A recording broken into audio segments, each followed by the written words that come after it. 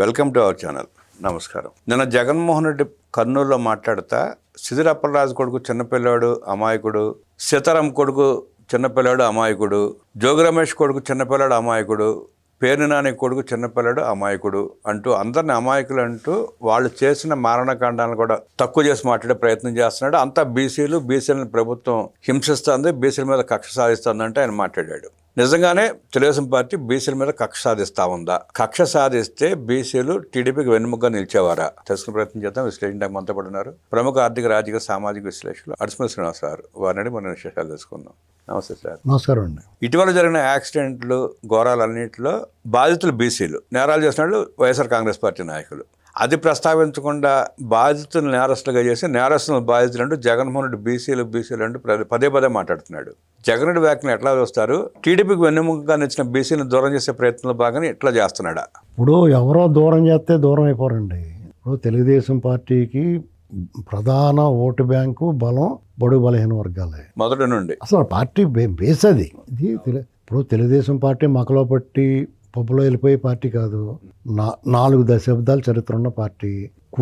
కుటుంబాలు వారసత్వంగా అధికారంలో ప్రజాప్రతినిధులకి ఎలా ఉన్నారో కార్యకర్తలు కూడా కుటుంబాలు వారసత్వంగా ఆ పార్టీకి అభిమానులు కానీ సానుభూతి పరులు కానీ ఉన్నారు. కాబట్టి జగన్మోహన్ రెడ్డి లాంటి బందిపూడి దొంగ వచ్చి ఇలాంటి మాటలు మాట్లాడితే ఎవడే వినడం. ఒకసారి చూస్తారు, అలా చూసినా అవును సర్లే అనుకుంటారు. ఇక్కడ మ్యాటర్ ఏంటంటే, ఇప్పుడు కారుమూరి సునీల్ అయినా లేకపోతే సిదిరప్పలరాజు కొడుకైనా జోగి రమేష్ కొడుకైనా ఇంకోళ్ళు ఎవరు చెప్పారు మీరు? ఇలాంటి వాళ్ళు సీతారాం కొడుకు వీళ్ళందరూ కూడా వాళ్ళు ఏమో దేశం కోసం పోరాడుతా BSF బార్డర్ సెక్యూరిటీ ఫోర్స్లో పనిచేసి సియాచిన్లో కాపలాగా వస్తే ఈ తెలుగుదేశం ప్రభుత్వం ఏమైనా వాళ్ళ మీద కేసులు పెట్టిందా? వాళ్ళందరూ ఒకడేమో దొంగ లెక్కల ట్రాన్స్పోర్టు, ఒకళ్ళేమో యాక్సిడెంట్ చేసి హిట్ అండ్ రన్ కేసు కింద మార్చుకుని, ఇంకోళ్ళు ఏమో బతుకున్న వాళ్ళు చంపేసి ఫేక్ ఇది చేస్తే ఇలాంటివన్నీ. జోగి రమేష్ అయితే 2 రకాలు. ఒకటేమో అగ్రిగోల్డ్, రెండేమో ఇంకోటి కుటుంబ గొడవ చీప్ లిక్కర్ దాంట్లో. ఇలాంటి వాటిల్లో వాళ్ళు బుక్ అయిపోయి స్వయంకృతం వాళ్ళంతా వాళ్ళు గోతులు దిగితే ఇంకా చాలా ఉపేక్షించి వాళ్ళని అదుపులో తీసుకున్నారు. ఇప్పుడు విరూపాక్ష దగ్గరికి వెళ్ళాడు ఇతను, విరూపాక్ష తమ్ముడు ఏమన్నాడు? చంపేసి వచ్చాను, పీకల కోసం వచ్చామన్నాడు. డైరెక్ట్ పబ్లిక్ మాట్లాడాడు. ఇటువంటి వాళ్ళ తరపున ఇతను సిగ్గు లేకుండా నిందితుల తరపున పరామర్శలకు వెళ్ళి వాళ్ళని సమర్థిస్తా మాట్లాడడానికి పిచ్చివన్న అన్నం తింటున్నాడా మనిషి?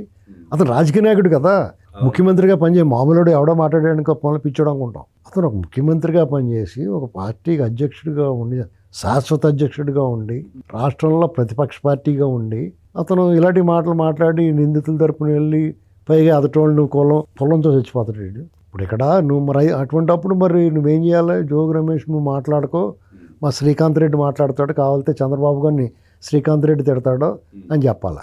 లేకపోతే సిదిరప్పలరాజు నువ్వు అలాంటి ఓవర్ యాక్షన్ చేసి ఆ అమ్మాయిని ఏడిపించకు, నువ్వు మా ఊళ్ళు ఉన్నారు కదా, మా పెద్దిరెడ్డి వాళ్ళు మాట్లాడతారో అని చెప్పాలి. పెద్దిరెడ్డి ఏమంటున్నాడు? మాకు ఆ సంస్కారవంతమైన భాష మాది, మేము వాళ్ళకి అమ్మటి రాంబాబులో మాట్లాడమంటున్నాడు అన్నాడు. ఇతనేమో అమ్మటి రాంబాబుని, పేరు నానిని, జోగి రమేష్ని మాట్లాడు. వాళ్ళు బుద్ధి లేకుండానేమో వాళ్ళు మాట్లాడతారు. ఏదైనా అంటే ఇంకా బీసీలు కాపుల్ని ఇలాగన్నాడు. మరి నువ్వు అటువంటిప్పుడు వాళ్ళకి మాట రాకూడదని నువ్వేం చేయాలి? మీ రెడ్లు అందరూ వచ్చి మాట్లాడుతూ గొడవ వెళ్ళిపోతారు. అంటే మళ్ళీ వాళ్ళ రెడ్లు బయటపడకూడదు, పెద్ద మనుషులు చాలా మంది. అన్నిది ఏంటంటే వైసీపీ రెడ్లు, టీడీపీలో రెడ్లు ఉన్నారు, వైసీపీ రెడ్లు సపరేట్, కాంగ్రెస్లో రెడ్లు ఉన్నారు. వాళ్ళు ఎవరన్నా మర్యాద కోల్పోయారు ఎప్పుడన్నా? వాళ్ళ భాష అలాగుందో చూడండి. ఇతని వల్లే వాళ్ళు చెడ్డలు కాదు, ఇతని వల్ల వాళ్ళు చెడ్డ పేరు వస్తుంది. అందులో ఉన్నారంటే స్మెల్ అంటుకుందంటే బ్యాడ్ అంటిస్తాడు. నువ్వేం చేయాలి? వాళ్ళ ముందు పెట్టు, అప్పుడు మిగతా వాళ్ళకి మాట రాకుండా ఉంటుంది కదా. మీరేం మాట్లాడకుండా మా వాళ్ళే చూసుకుంటారు. ఇప్పుడు డబ్బులు దొబ్బేయడానికి మా వాళ్ళని, దెబ్బలు తినడానికి మీరునా? అట్టాగా ఉంది అతను, అలాగే పెట్టుకుంటున్నాడు అతను. ఇలాంటి పరిస్థితుల్లో ఏమవుద్దంటే జగన్మోహన్ రెడ్డి మాటలకి విశ్వాసత అనేది పోయింది. ఎందుకంటే అతను బ్రాండ్ చెప్పుకునేవారు, మడమ తెప్పం మాట తప్పమని. అవన్నీ కాలగర్భంలో కలిసిపోయినాయి.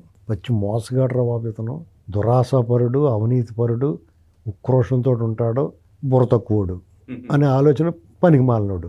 ఇలాంటివన్నీ ప్రజల్లో అభిప్రాయం ఏర్పడిపోయిన తర్వాత ఆ అభిప్రాయం నుంచి బయట రావాలంటే నువ్వేం చేయాలి? నేను మారిన మనిషిని, మారు మనసు పొందాను నేను, నువ్వు ప్రజలను ఒప్పించగలగాలి. కానీ ఆ ప్రయత్నం చేయట్లా. 3 ఏళ్ళు ఉంది, 2 ఏళ్ళు ఉంది, కళ్ళు మూసుకుంటే ఏమైపోద్ది? 3 ఏళ్ళు అయిపోద్ది, మళ్ళీ ఎలక్షన్ అవుతుంది, మళ్ళీ నిన్ను ఓడిస్తారు. మొన్న 11 వచ్చిన ఈసారి ఓటు అవుతుంది, అప్పుడు ఏం చేస్తావు? సాయంత్రం బయటికి రాకుండా అయిపోతాడు. అసలు ఈ లోపల నేను జైల్లో పడేస్తారు, ఏం చేస్తావు? కాబట్టి ఊరికే నీ విధానం ప్రజాస్వామ్యంలో ప్రజల మనసు గెలుచుకునే కార్యక్రమం ఒకటంటే ఒకటి చేయట్లా. నువ్వు ఊరికే వచ్చి గంజాయి batch, blade batch, chain snatchers, chains మీ దాంట్లోనే జేబులు కూడా వేస్తున్నారు కదా, గొలుసులు కూడా కత్తిరించిపోతున్నారు, దారిపిల్లలు అలా చేశారంట. ఇలాంటివన్నీ చేస్తే జనాలను ఎలాగా నిన్ను ఆమోదిస్తారు?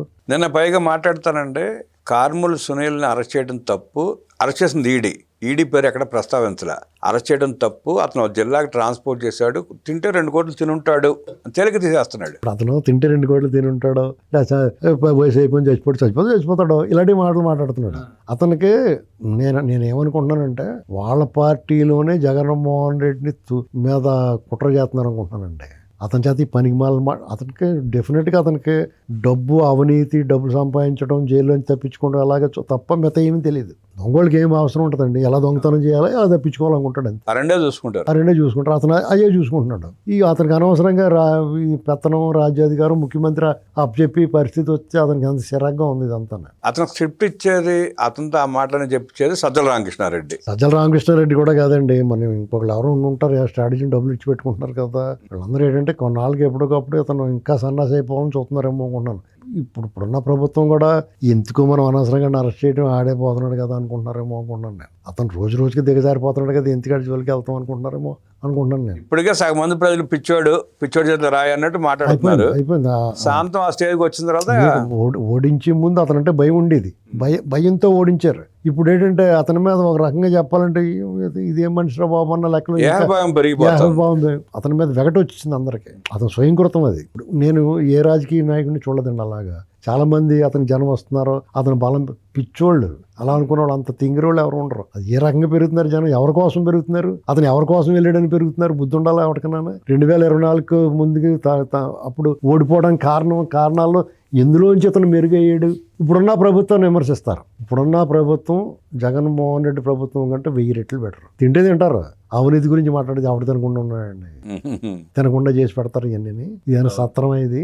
మళ్ళీ ఆ చర్చలోకి వెళ్తే అలా కాదండి, నేను డైరెక్ట్ ఓటర్ డబ్బులు ఇచ్చారు, ఓటర్ డబ్బులు తీసుకున్నారు కాబట్టి తినాల్సి వస్తుంది అనే ప్రస్తావన. ఏమైనా సరే ప్రజలు కరెక్ట్గా ఉంటే వాళ్ళు కరెక్ట్గా ఉంటారు. యథా రాజా ప్రజా తదా ప్రజకు పూర్వం. ఇప్పుడు యథా ప్రజా తదా రాజా, అంతే సింపుల్. ప్రజలు బట్టే నాయకులు. ఇప్పుడు నువ్వు కరెక్ట్గా ఉండి జగన్మోహన్ రెడ్డి లాంటి దొంగ ఎందుకు అనుకున్నావు? నువ్వు కరెక్ట్గా ఉంటే అసలు అతను రోడ్డు మీద రానివ్వతారు. ప్రధానంగా చర్చకొచ్చే ప్రశ్న ఇదే. ప్రజలు కాంగ్రెస్, కమ్యూనిస్టులు ఎంచుకోండి పర్లేదు, కమ్యూనిస్టులు ఏం కదా వాళ్ళంటే పర్లేదు, ఎంతోకొంత పేదవాళ్ళ కోసం కష్టపడతారు వాళ్ళు. ఇల్లేటి దొంగోళ్ళ వైపు నుండి నిందితుల తరపున మాట్లాడి దోపిడీ చేయమని చెప్పేసి ఎంకరేజ్ చేసి తను దోపిడీ చేసి డెఫినెట్గా అవతల వాళ్ళు కూడా అలాగే ఎంతో కొంత ఉంటారు.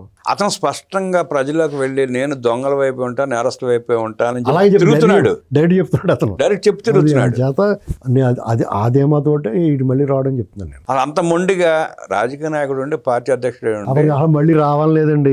ఇలా కొన్నాళ్ళు కోర్టుకి సాగిపోతే చాలు, ఇలా బెదిరిస్తే మనం ఏదో బతికేద్దాంలే. అతనికి క్లారిటీ ఉంది. ఇంకా అటువంటిప్పుడు ఎందుకు బతిమాలాలి జనం అనుకుంటున్నాడు. ఎట్టాగా అధికారంలోకి రాదు, ఎలాగ రావు, ఎందుకు బతిమాలాలి? నా వెనకాల ఆ 10 మంది అన్న దొంగలు ఉంటారన్న, ఆ 10 మంది తిరిగి వాళ్ళు వదిలించుకుంటారు. అసలైన వాళ్ళు ఎవరు రారు బయటికి, వాళ్ళు నోరేస్తారు, వాళ్ళు చాలా సేఫ్, ఏదో పార్టీలో పోతారు వాళ్ళు. జగన్మోహన్ రెడ్డికి రాజకీయ పార్టీ నడిపే ఉద్దేశం లేదని, తనకు ఎలాగో జైలుకి వెళ్ళక తప్పదన్న స్పష్టత ఉందంటూ విశ్లేషిస్తూ, జగన్ రెడ్డి వెనకాల మిగిలిన 5 10 మంది దొంగల మట తప్ప ప్రజలు ఎవరు మమేకమయ్యే పరిస్థితి లేదంటూ విశ్లేషించిన అడుసుమల్లి గారికి ధన్యవాదాలు తెలియజేస్తున్నాను. నమస్కారం.